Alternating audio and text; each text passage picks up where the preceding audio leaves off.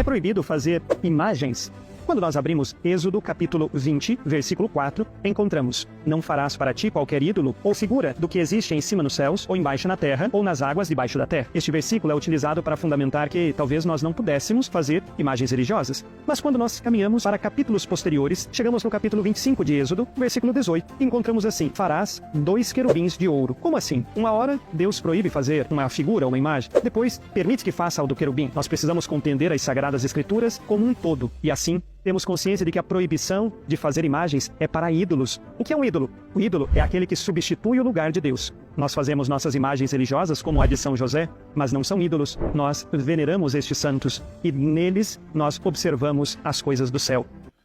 Comparar o que os católicos fazem hoje com suas imagens, com seus santos, né, os seus pedaços de gesso, com a confecção da Arca da Aliança é uma comparação meio tosca.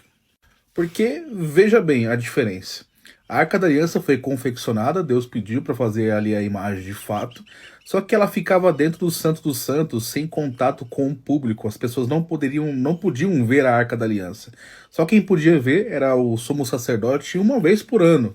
E quando ela era transportada, ela normalmente era toda coberta, né, à vista do povo. Então o povo não tinha acesso, ela não era um objeto de procissão, de veneração e etc. A mesma coisa os católicos argumentam quando Moisés ergueu a serpente de bronze no deserto. Eles falam: Moisés fez uma imagem ali e foi aprovado por Deus.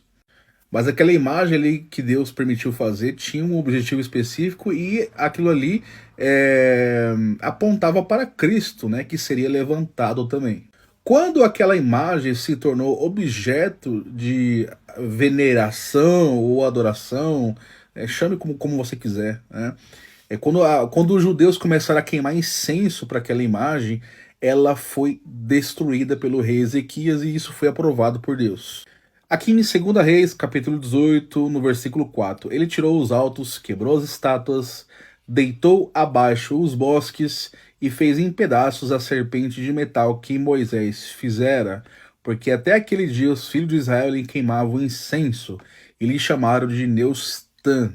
Agora os católicos, eles fazem procissão com as suas imagens, eles se ajoelham diante de suas imagens, choram diante de suas imagens, queimam incenso diante de suas imagens, fazem ali pedidos, pagam promessa diante de suas imagens, mas não é adoração, é veneração. A serpente de bronze, por exemplo, só o fato dos judeus queimarem incenso para ela já foi considerado ali como uma idolatria, né? Agora, o que dizer dos católicos que queimam incenso diante dos santos ali de gesso? Como tentar comparar a Arca da Aliança com o que os católicos fazem, visto que a Arca da Aliança foi confeccionada e ela fica dentro do Santo dos Santos, sem contato nenhum com o público, onde o sumo sacerdote apenas que vê ela uma vez por ano, e quando ela era transportada, ela era toda coberta. Não tem nenhuma ligação com o que os católicos fazem hoje. Nossa Senhora manda em Deus, e Deus faz o que ela quer. Maria é onipotente pela graça. Mas Deus deve obediência a Maria. O nome de Maria tem poder. Então, se o sangue de Jesus tem poder, o sangue de Maria também tem poder. O modo que os católicos tratam as imagens hoje é uma pura idolatria. O apóstolo João, por exemplo, ele andou com Cristo, ele escreveu o Apocalipse no fim da sua vida ali na ilha de Patmos. Nos 3 primeiros capítulos de Apocalipse, ele vê Jesus na sua forma divina. E ele narra, né? Jesus tinha cabelos brancos, olhos de fogo, a sua face era como o sol em toda a sua força, os seus pés como latão reluzente. E no versículo 4, ele é arrebatado ao céu e em espírito ele vê o Deus Pai sentado no trono, e ele tenta descrever o Deus Pai. Ele é parecido com pedras preciosas, pedras de jaspe, pedra de esmeralda. Ele tenta descrever o Deus Pai.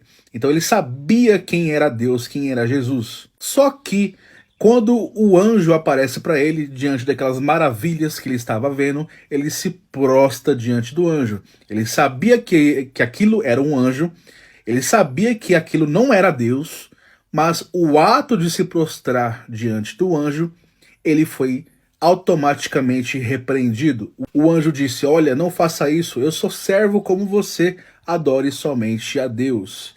E João fez isso mais de uma vez, e ele foi repreendido mais de uma vez. E eu não vou nem entrar no mérito histórico, né, dos primeiros cristãos que condenava qualquer tipo de pessoa que tentasse fazer uma imagem que representasse o divino.